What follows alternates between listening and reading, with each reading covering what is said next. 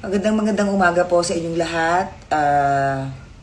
Isang magandang araw ng December 16, unang simbang gabi ng kapwa ko mga Katoliko. Ayan, magandang umaga po.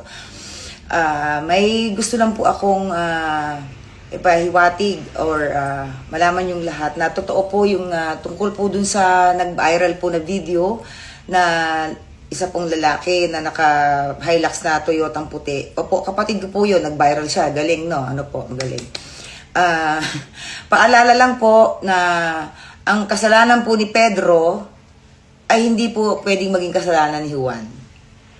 Maaaring pong isa kami na apelido, pero hindi naman po kami pareho lagi ng pag-iisip at ng mga gawain araw-araw. Ako po yung humihingi ng dispensa doon po sa kanyang nakaalitan at lalong-lalo na po doon sa anak na babae. Pasensya ka na, iha. Dadalawin kita, ha? Wait lang, ha? Pupunta ang tita po ako dyan. Pasensya ka na. Hindi po ako natutuwa at hindi ko po dapat kampihan yung nangyari po doon sa kapatid ko. Hindi naman din po ako, kumbaga, syempre nanay din naman po ako.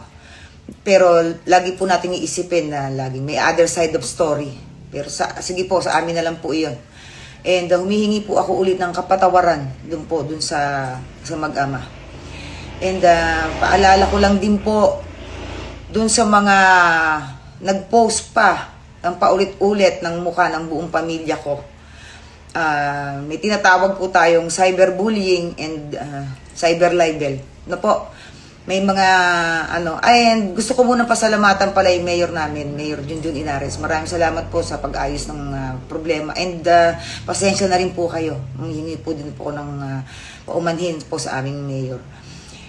Doon po sa mga ibang politiko na nakisakay po, na hindi naman taga-antipolo, nakakaloka. Na nag-post pa kayo, sir.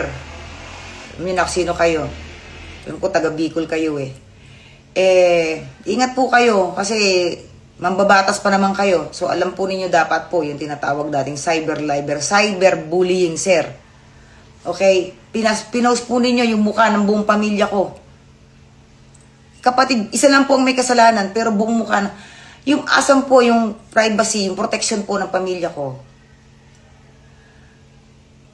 Hindi po ako kumakampi sa kapatid ko, pero sana, nag-iingat po kayo sa mga post ninyo, sa mga comment ninyo.